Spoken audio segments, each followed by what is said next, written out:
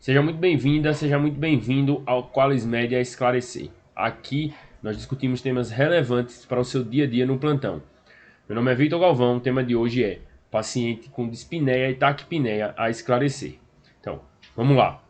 Vamos ver quais são as possibilidades que a gente tem de um paciente que chega na emergência com quadro de dispneia e taquipneia. A gente tem várias possibilidades, né? Tem inúmeras possibilidades que podem levar o paciente a um quadro desse. E aqui eu listei algumas. O paciente pode ter um quadro de insuficiência cardíaca descompensada, o paciente pode ter um quadro de síndrome coronariana, o paciente pode ter algum quadro respiratório, ele está com infecção bacteriana, né, uma infecção pulmonar, ele pode estar com DPLC exacerbada, o paciente pode estar com crise de asma, por qualquer razão que seja.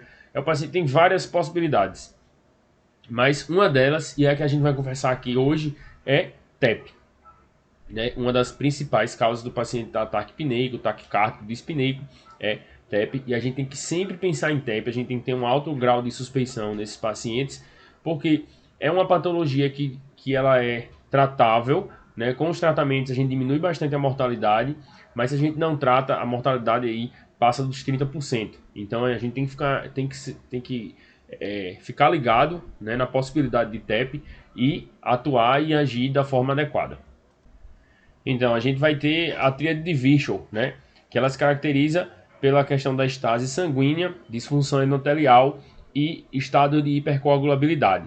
Então, qualquer alteração que a gente tenha, qualquer quadro que a gente tenha que leve a isso aí, né, alteração de coagulabilidade, né, algum estado de hipercoagulabilidade por qualquer razão que seja, alguma doença, algum quadro, alguma patologia que o paciente tenha, qualquer relação com estase sanguínea, né, então o paciente tem uma dificuldade ali, por exemplo, do retorno venoso, um paciente que tem fibrilação, então a gente vai ter uma certa estase ou qualquer disfunção endotelial, qualquer lesão do endotélio, por qualquer razão que seja, a gente vai ter alguma alteração na tríade de Virchow que vai levar a uma trombose, né? E aí pode acontecer trombose em qualquer lugar. Se, por exemplo, a gente tem uma lesão endotelial em membro inferior, a gente pode ter um quadro de TVP. Né? Se no caso a lesão endotelial já é em grandes vasos cardíacos, ou por alguma razão, a gente pode ter uma trombose ali. E assim, enfim, qualquer uma dessas alterações, sendo ela estase, lesão endotelial ou estado de hipercoagulabilidade, a gente tendo qualquer alteração nas três, a gente tem uma predisposição à trombose. Então, a gente tem os fatores de risco que são mais fortes, né? A gente tem fatores de risco maiores, tem fatores de risco intermediários e fatores de risco menor. Então, quando a gente tem fatores de risco maiores, a gente tem uma chance maior, né? Então, uma razão de chance aí, um odds ratio maior do que 10, né? Essa tabela é tirada da diretriz de 2019 da Sociedade Europeia. E aí ela fala, ó, fratura de membro inferior, hospitalização por FA ou por IC, né? Nos 3 meses anteriores, cirurgia de joelho ou de artroplastia de quadril, né? Trauma, infarto, história prévia, né? De TEV, né? De qualquer tromboembolismo venoso, são critérios maiores. A gente vai ter os critérios ali intermediários, né? Os fatores de risco que são moderados, né? A gente vê ali a artroscopia de joelho, então a gente vai o procedimento ortopédico, né? Um procedimento que a gente vê que traz bastante risco. Paciente que usa anticoncepcional oral, paciente infectado. Então, vê como a gente recebe bastante na emergência pacientes que têm esses fatores de risco aí, né? Por exemplo, paciente que usa anticoncepcional, paciente infectado, doença inflamatória, paciente com câncer. Então, a gente vê como a gente tem vários pacientes que têm um risco aumentado de ter um TEP. Então é importante ficar ligado. Particularmente sobre o uso de anticoncepcional, eu me recordo de um caso de uma paciente que eu atendi na emergência. Ela tinha um quadro clínico só de dor pleurítica, né, e taquicardia. Né? Ao exame, né, quando eu fui avaliar ela, ela tinha uma taquicardia, tinha essa história de dor pleurítica. Questionei ali o que ela usava de medicação, ela fazia uso de anticoncepcional. Aí acendeu aqui o alerta, né? A antena pegou esse alerta aí E a paciente, a única história que ela tinha era de ter começado o anticoncepcional há cerca de 2, 3 semanas atrás, antes de começar com esse quadro de dor pleurítica, dor ventilatória dependente e taquicardia. Então ali a gente foi pedir os exames, né, para poder avaliar se era um TEP. E no final das contas a paciente tinha um TEP. Então o grau de suspeição tem que estar alto para poder não deixar passar isso aí. Então paciente que usa anticoncepcional que está com um quadro clínico sugestivo, a gente precisa ficar ligado para não deixar passar. E aí fatores menores, né, que a gente tem, fatores de risco mais tranquilos, né, que é o paciente com hipertensão, o paciente com diabetes, o paciente que fica restrito ao leito por mais de 3 dias, né, o paciente que passa muito tempo viajando, né, imóvel no carro ou no avião, né, o paciente obeso, gravidez. A gente tem fatores ali que tem uma chance maior, né, um risco um pouco aumentado, mas aí não é tão importante quanto, por exemplo, o paciente infectado, o paciente em uso anticoncepcional, o paciente que faz cirurgia ortopédica. E aí quais são as origens principais, né, que a gente vai ter dos TEPs? A grande maioria ela vem de uma TVP. Né? Se a gente pega os pacientes com TVP, mais, cerca de 50% deles eles vão ter TEP em algum nível. Né? O paciente que ele tem uma TVP tem uma veia profunda, né, de membro inferior que tem um trombo, mais 50% tem TEP. Então é importante a gente ficar ligado. Tanto é que a gente vai ver que na questão do manejo clínico, a gente vai ver que ter uma TVP é uma forte suspeição do paciente ter TEP quando ele tem um quadro clínico sugestivo. Então vamos lá. Quais são as origens principais? Né? A gente tem as veias proximais dos membros inferiores, como eu disse, né? Ela vem do membro inferior, vem uma TVP, e aí que leva a um TEP. Então a gente vai ter ilíaca, tanto externa quanto interna, as veias femorais, femoral comum, veia femoral ou femoral superficial. É importante ficar ligado nisso aí, porque muitas vezes a gente vê no laudo lá a veia femoral superficial e aí dá um nó na nossa cabeça. Essa veia, ela é profunda ou ela é superficial? Na verdade, a femoral superficial, ela é profunda, beleza? E tem a veia femoral profunda. A femoral profunda e a veia femoral superficial, ela se juntam na femoral comum, né? Por isso que tem essa nomenclatura. E a poplítea também é uma veia profunda, proximal, e são as principais causadoras de trombos para o pulmão. A gente tem também outras veias profundas, mas que geralmente não causam tanto TEP, que são as veias pélvicas, tibial anterior, tibial posterior, e da musculatura da panturrilha, né, que é a soleal e a gastrocnêmia. Essas geralmente não causam TEP, né, mas se ela tiver for um trombo muito grande, um trombo que está progredindo, ela também tem um risco aumentado de fazer um tromboembolismo pulmonar no paciente. Então, é importante a gente ficar ligado aí nesses pacientes que tem TEV, né, que tem alguma TVP, para a gente ficar esperto e não deixar passar nenhum TEP nesses pacientes. As manifestações clínicas são extremamente inespecíficas. Né? O paciente pode ter dispneia, taquipneia, dor torácica, principalmente uma dor torácica ventilatória dependente. Né? O paciente com síncope, ele pode ter hemoptise, é bem comum ele ter hemoptise, ele pode estar hipoxêmico. Então, inclusive, é um alerta importante no paciente que está hipoxêmico, que você está pensando nos diagnósticos diferenciais, uma hipoxemia súbita, com taquidispneia, taquicardia súbita. A gente ficar ligado aí nesse paciente, ele pode estar fazendo um TEP, muitas vezes é um paciente está internado, é um paciente está na enfermaria, desceu para emergência porque ele descompensou. Né? Ou o paciente faz instabilidade hemodinâmica, é bem incomum fazer instabilidade hemodinâmica, mas a gente vai ver que tem algumas características ali que ajudam a gente a suspeitar mais de TEP ou não. Né? O paciente com TEP que faz instabilidade hemodinâmica é no máximo 8% dos pacientes. Então, a gente vê que é um quadro relativamente incomum, mas é importante a gente ter essa possibilidade, ter esse diagnóstico diferencial aí no acervo da gente, para que a gente possa tratar e conduzir melhor o paciente. O paciente também pode apresentar CREP, né? Pode apresentar só uma TVP. Então, a manifestação clínica é muito inespecífica, ele pode ter um monte de coisa, muita coisa causa dispneia, muita coisa causa taquipneia, muita coisa causa dor pleurítica. Então, a gente vai ver ali que tem muitas alterações. Sinais que aparecem muito, né, é o paciente com dispneia, o paciente com dor pleurítica, o paciente taquicárdico. Então é importante a gente ficar ligado aí, que o paciente taquicárdico com dor pleurítica, né, dor ventilatória dependente, a gente ficar ligado aí nesse diagnóstico de TEP. Muitas vezes ele também pode ser assintomático, então às vezes o paciente chega, não está sentindo nada e ele está com um TEP. Geralmente esse TEP aí ele não tem uma repercussão tão grande, mas ainda assim é um paciente que pode tá com TEP, né? É mais difícil a gente achar esse paciente assintomático, afinal de contas a gente não vai estar pesquisando uma coisa que o paciente não está queixando de sintoma. Mas é uma possibilidade de ser algum achado, o paciente ter algum quadro, fazer uma hipoxemia, não está sentindo tanto sintoma assim, e aí na verdade ele tem um TEP. Aqui a gente tem um desenho esquemático de como é que mais ou menos que acontece a fisiopatologia, né? Então a gente tem quando a gente tem um TEP, né, a gente tem um aumento da pós-carga do ventrículo direito.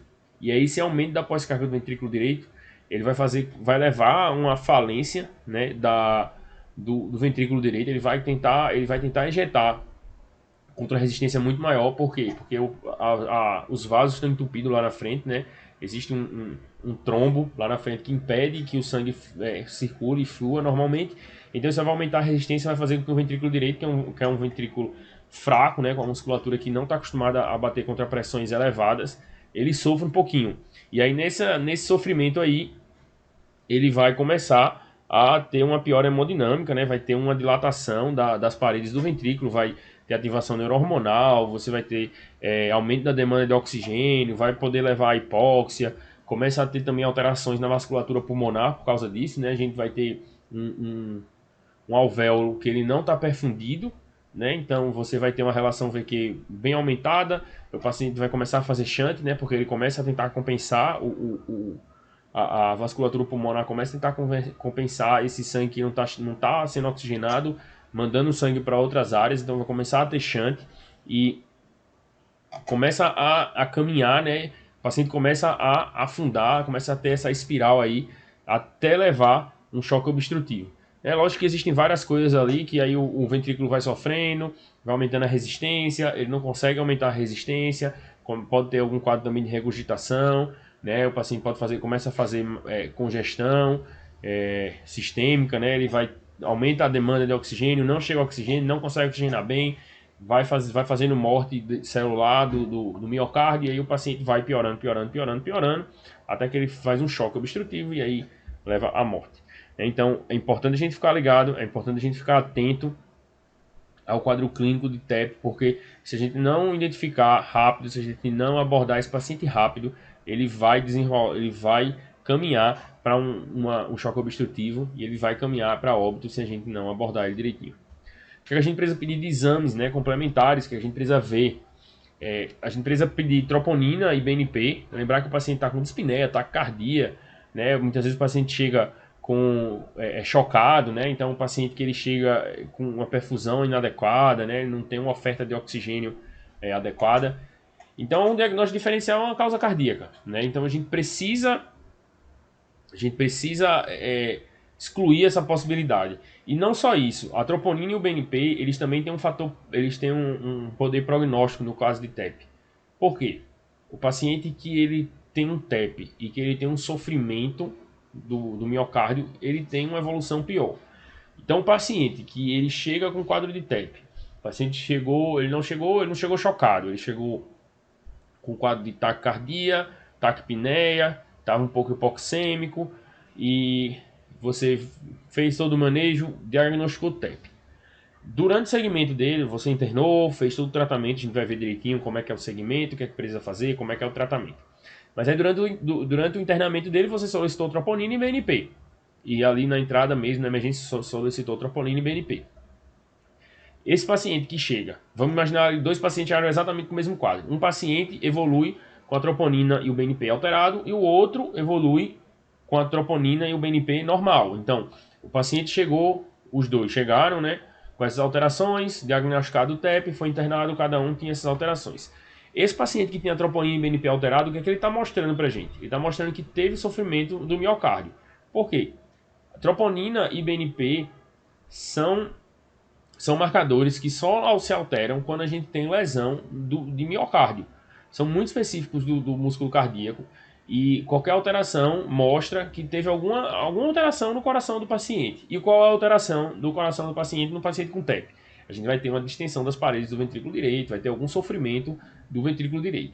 Isso aí mostra pra gente que é um paciente que teve um comprometimento hemodinâmico um pouco mais importante do que aquele paciente que não teve nada. Mesmo que ele não chegou chocado, mesmo que ele chegou com uma pressão boa, mesmo que ele chegou todo direitinho, ele teve essa alteração. Então, esses marcadores aí, eles têm valor prognóstico pra gente. A gente tem que ficar mais atento nesse paciente, porque ele é um paciente que tende a evoluir pior. Não necessariamente ele é diagnóstico, ele vai ser diferencial pra gente, vai mudar alguma coisa da condução, não. Mas ele é importante para a gente prognosticar a evolução desse paciente, a gente dar mais atenção ou menos atenção no eventual na condução desse paciente, né?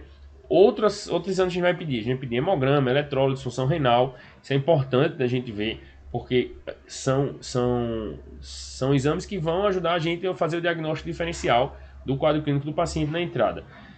Objetivamente, para o quadro de TEP, ele não vai ter tanta alteração. Mas com relação ao hemograma, por exemplo, a gente vai ver que tem, por exemplo, alterações na plaqueta, que são contraindicações para a gente anticoagular o paciente, ou para a gente avaliar o risco do paciente sangrar, para a questão de trombólise. Então, tudo isso aí a gente vai ver. Função renal também vai ajudar a gente a escolher qual anticoagulante que a gente vai usar. Então, é importante a gente pedir isso aí até para ajudar na condução, né? A priori, muitas vezes você tem um histórico do paciente, um histórico prévio, é um paciente que tem outras comorbidades, você já imagina ali a questão você tem a função renal comprometida ou não, tudo isso. Às vezes a gente não tem tão disponível, tão rápido esses exames, mas são exames que são importantes para a gente definir a nossa condução e definir o segmento desse paciente. Outro exame importante é a gente fazer um eletro, né? Afinal de contas, o paciente chega com dor torácica, o paciente chega com dispneia. Então, é um exame que é de baixo custo, é um exame que é rápido de ser feito, é um exame que não traz nenhum risco para o paciente e traz muito benefício ali quando a gente pode avaliar. Lembrando, com relação ao eletro do paciente com TEP, a gente tem aquela história, né, do S1Q3T3, que é extremamente específico de TEP e mostra uma sobrecarga de ventrículo direito. Então, o paciente que tem o sinal lá S em D1, Q em D3 e inversão de T em D3, é um paciente que tem sinais de sobrecarga de ventrículo direito. Ele quase nunca aparece. Então, S1Q3T3 você quase nunca vai ver no paciente com TEP. Mas a gente pode achar outras alterações que sugiram, né, sobrecarga de ventrículo direito. Então, um paciente que tem um achado lá que ele sabia do eletro dele prévio, que você viu um bloqueio de ramo direito incompleto, né? Então, um paciente que tem uma alteração, desvio de eixo para a direita, mas aí ele tem o QRS estreito. Esse paciente aí sugere também uma sobrecarga de ventrículo direito. O paciente que tem alterações de onda T de V2 a V4, ele também tem inversão de T ali, pode também ser uma sugestão de sobrecarga de VD. Porém, o que aparece mais no paciente com TEP, no eletro, é taquicardia. Então, ficar ligado, o paciente taquicárdico não é normal, né? O paciente taquicárdico ele tem alguma coisa que está levando a essa taquicardia. Pode ser uma taquicardia sinusal, porque o paciente está com febre. Pode ser uma taquicardia sinusal porque o paciente está ansioso? Pode. Mas a gente precisa ficar ligado. É um sinal, é uma alteração do exame físico, é uma alteração do sinal vital que a gente precisa estar atento. Então, paciente que você está suspeitando de TEP com taquicardia, veio no eletro lá, taquicardia é uma coisa para ficar atento. Pode ser um sinal do TEP do paciente. Outro exame que a gente pode pedir também é ultrassom de membros inferiores. Lembra que o paciente com TVP, muitas vezes ele vai ter TEP. Então, paciente que você está suspeitando de TEP, a gente vai ver ali na condução, mas adiantando um pouquinho, você não tem condições de mandar ele para exame de imagem. Se você fizer uma TVP e a suspeita de risco for muito alta, você pode usar essa TVP aí identificada no ultrassom como um exame que reforça a sua hipótese diagnóstica. Você não fecha o diagnóstico com ultrassom, mas você reforça a sua hipótese diagnóstica, né? Tomografia, a gente precisa pedir para todo mundo? Não, nem todo mundo a gente precisa pedir tomografia. A gente vai ver quando é que a gente vai pedir tomografia ou não, mas Para fechar o diagnóstico de TEP, a gente precisa de uma Angio-TC, né? Então a gente precisa de uma tomografia com protocolo para TEP, para a gente bater o martelo e dizer, isso aqui é um TEP, isso aqui é um tromboembolismo pulmonar. E eco? Eco o ideal é que a gente faça para todo mundo, né? O ideal é que todos os pacientes tenham um eco, porque a gente vai ver contratilidade do ventrículo direito, a gente vai ver se tem alguma alteração do septo, se a gente vê sinais de sobrecarga, tudo isso aí vai ajudar a condução do paciente. Se a gente puder fazer beira-leito ali na emergência, já adiantar alguma coisa, a gente vai ver que o eco muitas vezes ele é suficiente para a gente fazer um diagnóstico presuntivo e conduzir o paciente naquele paciente instável hemodinamicamente, aquele paciente que você tem um alto risco de ser TEP, você tem uma suspeita clínica muito alta, o paciente está instável, o paciente que você não consegue mandar ele para tomografia, você pode fazer um eco, e aí dependendo das alterações do eco, se o paciente tem um sinal de sobrecarga de ventrículo direito, o paciente tem uma alteração na contratilidade, né, tem uma alteração do septo interventricular, então você já pode pegar esse dado aí e você, como a suspeita clínica é alta, o paciente está instável, você não vai conseguir fechar o diagnóstico com a tomografia, você pode, a partir desse eco aí, dizer, não, esse paciente tem um TEP, eu vou conduzir como TEP. Então, esses são exames complementares e particularmente o eco, se você tiver disponível a beira-leito numa situação dessa, é muito bom. Se não tiver, é importante para ser feito aí durante a evolução do paciente no internamento. Como é que a gente vai abordar esse paciente? Primeiro a gente tem que ver duas coisas, a hemodinâmica do paciente e se ele qual é a probabilidade pré-teste dele de ter TEP. Então vamos lá. Se o paciente, com relação à hemodinâmica, a gente precisa ver se o paciente está instável ou estável. O que é que significa isso? O paciente que está instável é o paciente que tem uma pressão sistólica menor do que 90, está precisando usar vasopressor, né? Isso aí é óbvio. E que não responde à terapia depois de 15 minutos. Então, cerca de 15 minutos. O paciente chegou hipotenso, você fez uma prova volêmica, você fez a abordagem inicial, o paciente está hipotenso, você fez uma prova volêmica nele lá e ele deu uma melhorada e a pressão dele subiu. Beleza, esse paciente a gente não considera ele mais como instável, a gente passa ele para o grupo do estável. Mas aí você está lá, passou esse tempinho, fez a prova volêmica, começou a adotar as medidas de suporte, o paciente não melhorou, esse paciente é instável. Ou o paciente que chega já chocadão, né, com uma pressão muito baixa, rebaixado, o paciente chega parado. Então, esse paciente aí é o que está instável hemodinamicamente. Tudo que não está instável, né, pressão sistólica menor do que 90 e que está em uso de vasopressor, a gente considera como estável. Então, isso aí é bem tranquilo da gente ver. E a probabilidade pré-teste, a gente vai ver qual é a chance desse paciente ter TEP de acordo com os achados clínicos, né, como ele se apresentou lá para você na emergência, né, como foi que ele chegou, o que é que ele tinha na entrada e como é que ele está na hora que você foi avaliar ele.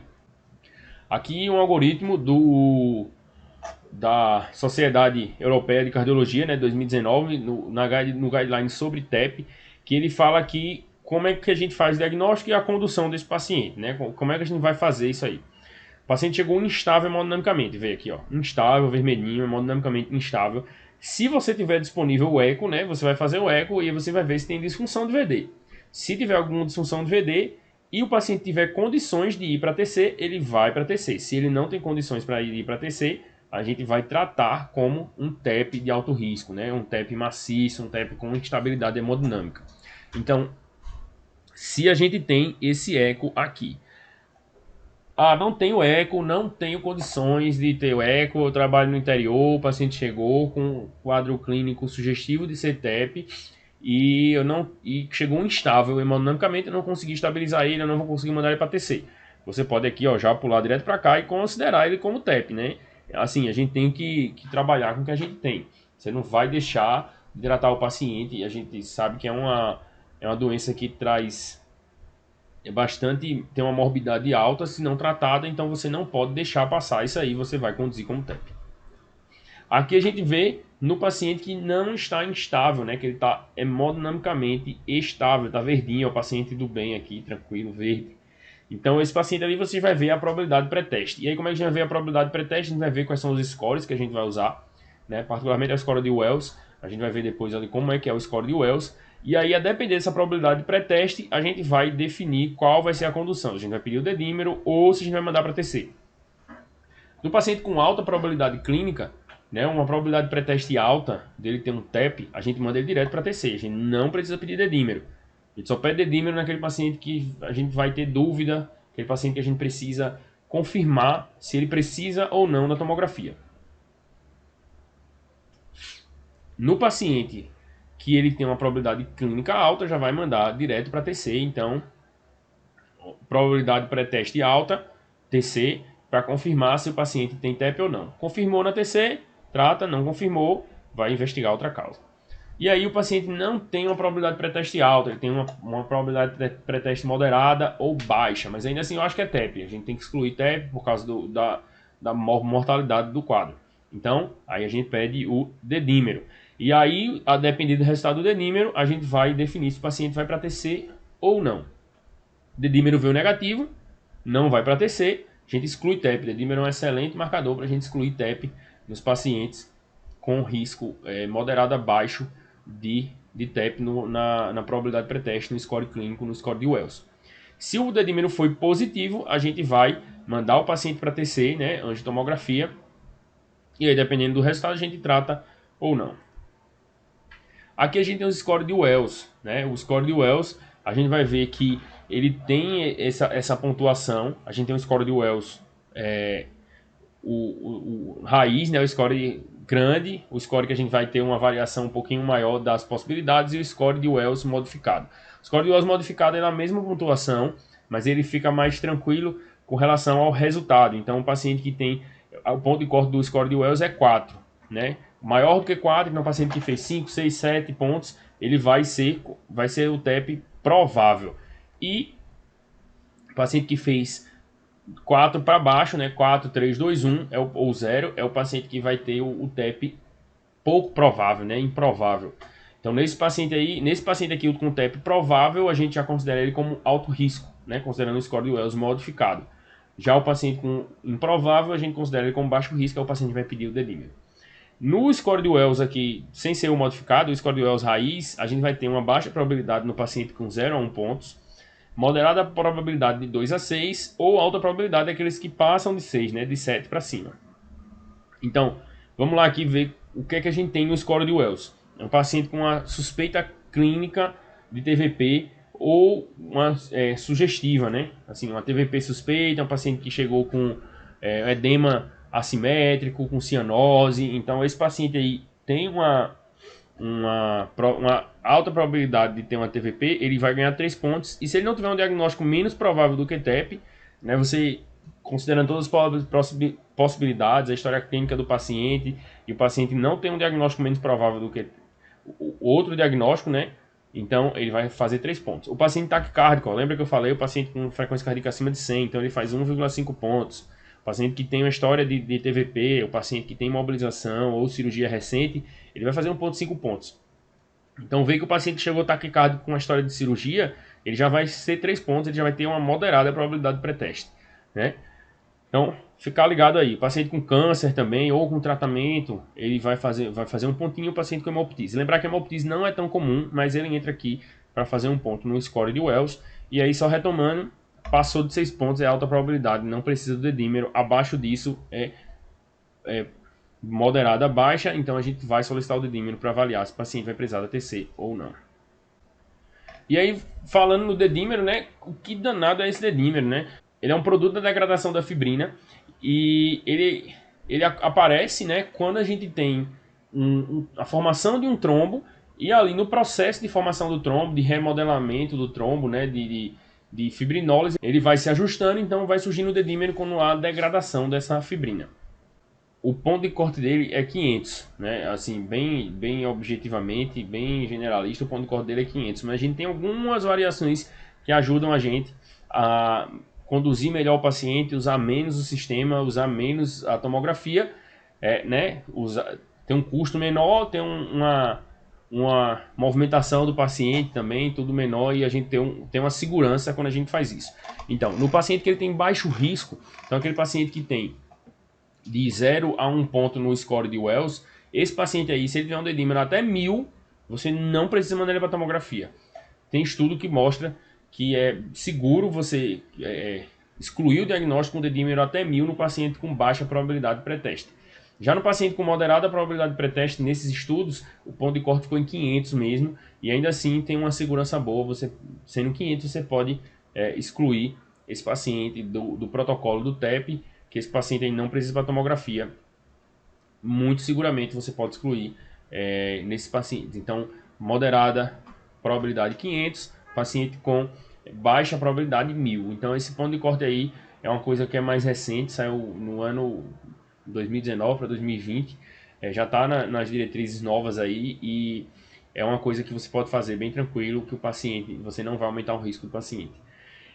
Outro dado que é interessante é naqueles pacientes acima de 50 anos, o ponto de corte ele se torna 10 vezes a idade. Então, um paciente que tem 67 anos, o ponto de corte dele vai ser 670. Então, dessa forma, a gente também consegue excluir TEP de forma bem tranquila, sem aumentar o risco para o paciente, sem aumentar os eventos adversos para o paciente, que a gente exclui TEP, né, sem deixar passar quadros graves para esse paciente. Então, você pode usar também esse ponto de corte aí 10 vezes a idade. Importante a gente ficar ligado aí na questão do dedímero, que muita coisa altera o dedímero, né? Deu uma topada, eu costumo brincar dizendo que deu uma topada, altera o dedímero. Então vamos ver, ó, gestação, cirurgia, trauma, sepse, CIS, né, que é a síndrome da resposta inflamatória sistêmica, CIVD, doença renal crônica, doença aterotrombótica, né? Então o paciente tem síndrome coronariana, o paciente tem AVC, o paciente tem FA, o paciente tem C. Então tá vendo aí que muita comorbidade, muita coisa altera o dedímero. Então dedímero não é aquele exame que você vai pedir para todo mundo, não é aquele exame que você vai pedir e vai te ajudar em muita coisa num paciente que você não pensou numa hipótese clínica de TEP. Então, se você pediu o dedímero para um paciente que ele não tem, você não está pensando em TEP, você, vou pedir o dedímero aqui só para ver como é que tá.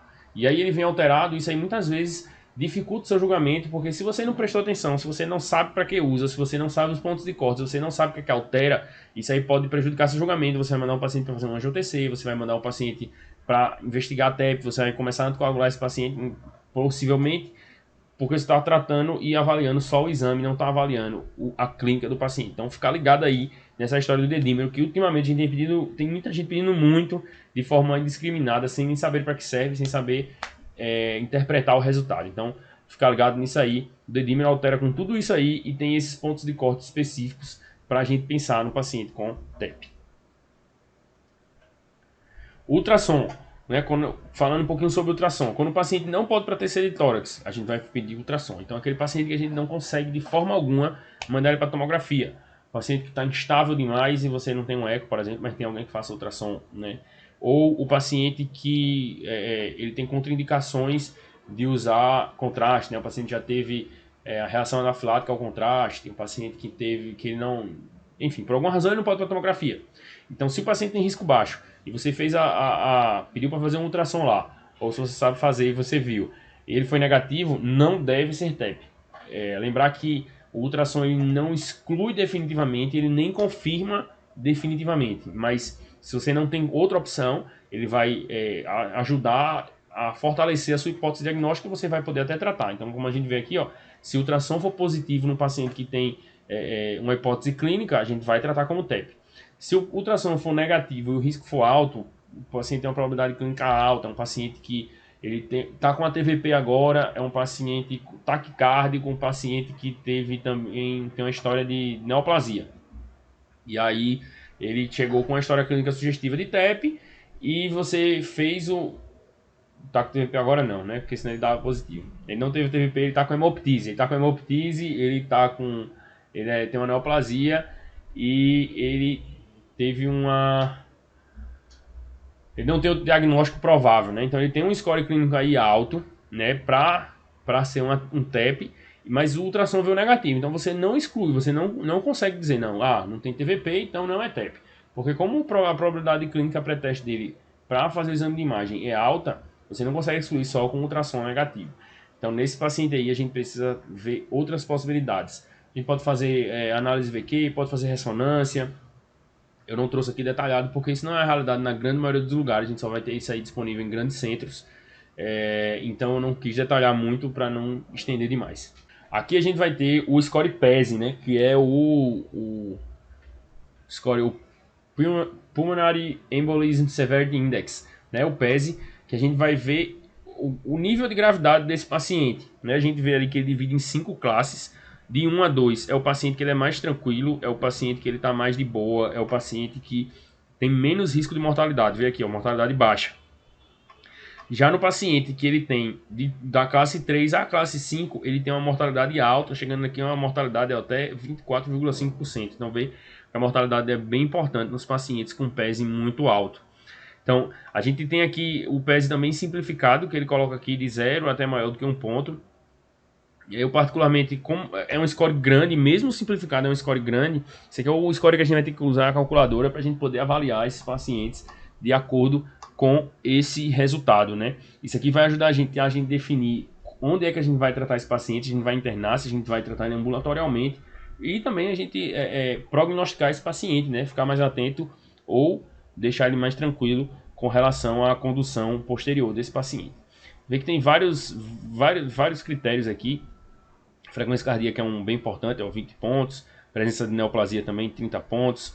Né? Alteração do estado mental, né? O paciente chegou rebaixado pontua muito. E a idade em anos. Então a gente vê ali quanto mais velho o paciente ele é, maior o risco, né? Maior a mortalidade dele com relação a um TEP. Né? Então, por exemplo, o paciente que tem 60 anos e chegou taquicárdico, ele já vai chegar ali com 80 pontos, então ele vai chegar muito perto aqui de classe 3, qualquer outra alteração menor dele aqui, o paciente que chegou taquipneico, né, ou então desaturando, ele já vai ter um risco bem mais alto. Aqui, ó, como eu disse, a gente vai usar esse PESE para a gente ver, estratificar o risco de mortalidade desses pacientes, né? Aqui também é uma tabela do Guideline 2019 da Sociedade Europeia de Cardiologia. E aqui, ó, o paciente que ele é baixo risco, né, ele não tem instabilidade hemodinâmica, ele não tem alteração ali, ele não tem PESE de 3 a 5, né, ele tem um PESE de 1 a 2, né, ele não tem disfunção ventricular, ele não tem alteração de troponina, né, então é o paciente que ele está bem tranquilo. Já nesse paciente aqui intermediário, ele vai ter um PESE de 3 a 4, então um PESE de 3 a 4 ele já entra aqui como intermediário, e se ele tiver alterações de troponina e de VD, ele já vai entrar ali como intermediário alto, então já é um paciente com risco bem maior. E no paciente que tem instabilidade hemodinâmica, o paciente chega instável, ele já é o risco de mortalidade bem alto. Como é que a gente trata esse paciente? Né? O paciente está instável, vamos começar a ler paciente instável. Então o paciente chegou com pressão menor do que 90, o paciente que você fez uma ressuscitação volêmica ele não melhorou, é o paciente que ele está com uso de droga vasativa, por exemplo. Então esse paciente aí é o paciente está instável, então você vai precisar fazer uma prova volêmica cautelosa. Se necessário, você vai precisar começar a noradrenalina como primeira droga. Se você identificou que o paciente tem uma falência de VD, você pode usar dobuta.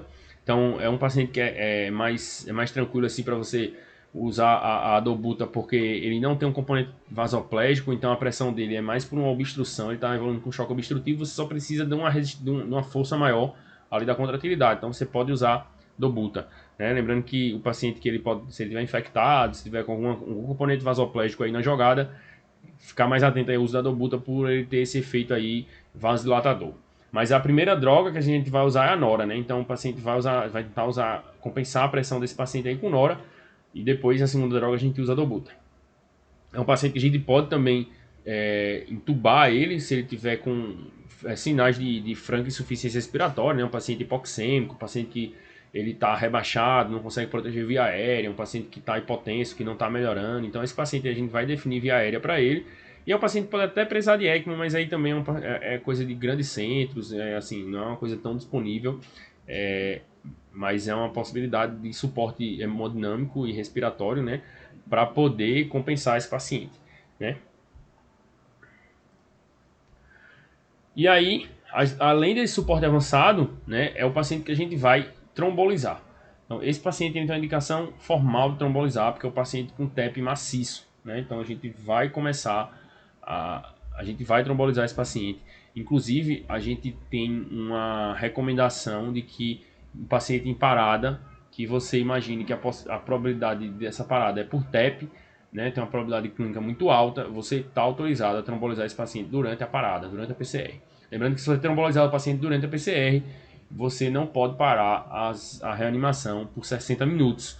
Então, ficar ligado nisso aí, reanimar por 60 minutos, que é o tempo ali da trombólise fazer efeito, né? Pra gente ter alguma resposta. Então você vai ter que manter o paciente vivo ali com manobras, né? Com reanimação por 1 hora. E o que a gente faz de trombolítico? A gente tem a alteplase ou a streptokinase, né? O RTPA. Então você vai fazer ali em torno de 100 mg do RTPA em 2 horas, né? Você vai fazer 10 mg em bolos, depois você vai botar para correr 50 mg em 1 hora e o restante, né, as 40 mg restantes na hora seguinte. Então você vai fazer esse bolos aí, vai deixar correndo esses 50 mg, digamos que o paciente está em PCR, e você vai mantendo a reanimação até terminar pelo menos essa primeira hora. Outra opção que a gente tem é a streptokinase, a gente vai fazer 250 mil unidades em 30 minutos, seguidas de 100 mil unidades, hora de 12 em 12 a 24 horas. Né? Então você vai fazer um desses dois. O que a gente tem mais disponível é o RTPA, né? A alteplase foi o que eu já vi mais no serviço. Então lembrando, fazer em torno de 100 mg em 2 horas. E o resto, né? Como é que a gente vai fazer o resto? O paciente vai anticoagular, não vai anticoagular? Tanto o estável quanto o instável a gente vai anticoagular esses pacientes. Então a gente tem essas opções aí de anticoagulantes. A gente, particularmente no paciente que a gente vai trombolizar, por exemplo, o paciente chegou instável, o paciente que você está suspeitando de TEP, você deu uma estabilizada, conseguiu confirmar esse TEP, mas antes mesmo de fazer a trombólise, quando você uma suspeita alta de TEP, você já pode começar a anticoagulação nesse paciente. Então, antes de fazer o exame, muitas vezes, você pode começar o anticoagulante. Por quê? O anticoagulante ele não vai estar lá para quebrar o trombo, né? Ele vai impedir que o trombo aumente. Então, pode fazer um anticoagulante nesse paciente, particularmente a heparina não fracionada. A recomendação da heparina, né, é você fazer ela EV, a heparina não fracionada, né? 80 unidades quilo em bolos e depois você faz 18 unidades quilo hora e mantém ali em infusão contínua. Porém, você tem que fazer o controle com TTPA. É bem mais complicado, é bem mais difícil. Você precisa de um laboratório que esteja colhendo ali para você poder ajustar a infusão da heparina. Então, para TEP, a gente pode usar essa dose aí subcutânea, né? Que é 333 unidades quilo na primeira dose subcutânea, seguidos por 250 unidades quilo de 12 em 12 da heparina não fracionada. Essa dose aí, comparada com a dose EV e com outra heparina, com a heparina de baixo peso molecular, enoxaparina, ela não mudou o desfecho, então não foi inferior. Então você pode usar com segurança, o paciente não tem um desfecho pior, o paciente não vai piorar do TEP ou ter mais sangramento por causa dessa dose aí não. Ela é bem tranquila, você pode usar e termina a gente usando. Ela é uma opção para o paciente com TEP, beleza? A outra opção lá, a outra heparina, né? Heparina de baixo peso molecular, a enoxaparina, você pode usar tanto de 1 grama de 12 em 12, 1 miligrama quilo de 12 em 12, ou de 1,5 miligrama quilo em dose única, né? São duas opções, a literatura traz ali das duas formas, as duas formas estão corretas. Se você quiser poupar uma picada no paciente, você faz 1 miligrama quilo, 1,5 miligrama quilo, né? Na prática, isso aí talvez ainda dê 2 picadas, porque você vai precisar fazer talvez mais de uma seringa. Então, talvez seja mais tranquilo de fazer 1 miligrama de 12 em 12. Outras opções que a gente tem são os anticoagulantes orais diretos, né? Agora tem que ficar atento à função hepática, à função renal. A gente tem como exemplo a pixabana, a rivaroxabana, da bigatrana, que podem ser usadas no TEP. E só tem que ficar ligado aí com relação às particularidades de cada droga. Né? São drogas que são mais caras, são drogas com acesso um pouco mais difícil e que algumas delas a gente vai precisar manter a anticoagulação prévia, né? Fazer uma anticoagulação com heparina não fracionada, como por exemplo o Marevan. Então o paciente você internou ele com TEP, começou a anticoagulação nele na emergência lá com heparina não fracionada, posteriormente já vai ser necessário começar o Marevan, porque ele vai de alta precisando de anticoagulantes. Então aqui, ó, vamos ver aqui um diagrama também da diretriz, né? Vendo o paciente com, assim, o manejo do paciente. Então o paciente chegou com TEP, então você vai anticoagular. Primeiro que você faz no paciente é anticoagular. O paciente tem TEP, você identificou o TEP, o paciente fez o diagnóstico ou tem uma probabilidade pré-clínica, uma probabilidade pré-teste muito alta, então você vai anticoagular esse paciente. Ponto. O paciente está hemodinamicamente instável, né? Então aqui, ó, vamos dizer que sim, então ele já vai para alto risco. Vamos lá para a setinha lá para baixo. Então vai para alto risco, é o paciente que vai para o tratamento de reperfusão e precisar de suporte hemodinâmico, né? O paciente mais grave, o paciente que tem uma maior mortalidade. Não, o paciente não tem estabilidade hemodinâmica, o paciente verdinho, o paciente estável, né? O paciente está tranquilo. Então a gente vai ter que ver aqui se ele tem ou disfunção de VD, né? Ou se ele tem sinais clínicos de uma gravidade maior, né? Um PESE de 3 a 5. Então vamos lá. Se um desses dois está presente, o paciente tem alguma disfunção de VD ou ele tem um PESE de 3 a 5, a gente vai considerar ele como um paciente de risco intermediário, né? Ele vai ser pelo menos intermediário. Ele tendo uma disfunção de VD ou ele tendo uma disfunção de uma troponina alterada, ele vai ser a intermediária alta. É um paciente que a gente tem que ficar mais atento e possivelmente a gente vai precisar também fazer trombólise nele. Alguns estudos ali falam que tem benefício a gente trombolizar esse paciente, alguns estudos só falam que ele só vai ter benefício se trombolizar ele quando ele deteriora. Então ficar ligado, porque esse paciente é um paciente que tem um risco maior de deteriorar, né? Um paciente que tem risco intermediário alto. Então ficar ligado, se ele tiver qualquer piora clínica, né, ele vai ser indicado fazer uma trombólise nele. Você deve trombolizar esse paciente. Já no paciente que tem um risco ali, que ele não tem alteração de troponina, ele não tem alteração de VD, né, ele vai ser intermediário baixo, né, é o paciente que vai tratar, você vai deixar ele internado para poder fazer esse segmento, né. Então, já se o paciente aqui, voltando, né, o paciente não tem alteração, o PES dele é 1 a 2, ele não tem alteração de VD, então ele é baixo risco, né? Se o paciente ele tem algum suporte em casa, é um paciente que ele tem é bem orientado, tudo isso, muitas vezes não é o que a gente encontra no SUS, né? Mas enfim, é um paciente que ele tem um suporte familiar, né? Tem acesso tranquilo para chegar no hospital caso piore. Então você pode tratar esse paciente em casa, né? Você faz a primeira dose de anticoagulante na emergência e depois continua o tratamento em casa. Se esse paciente ele não tem um suporte familiar, o paciente não é bem orientado, o paciente não tem acesso fácil ao serviço médico, interne esse paciente.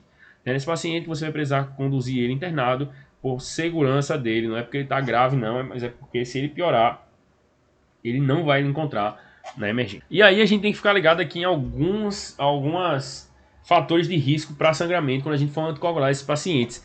Ver ali como uma porrada de coisa, né? Então, paciente acima de 65 anos, acima de 75 anos já faz 2 pontos. Paciente teve sangramento, câncer, diabético, AVC, paciente DRC, paciente com cirurgia, com queda, uso de álcool, AINE. Então, tem um monte de coisa.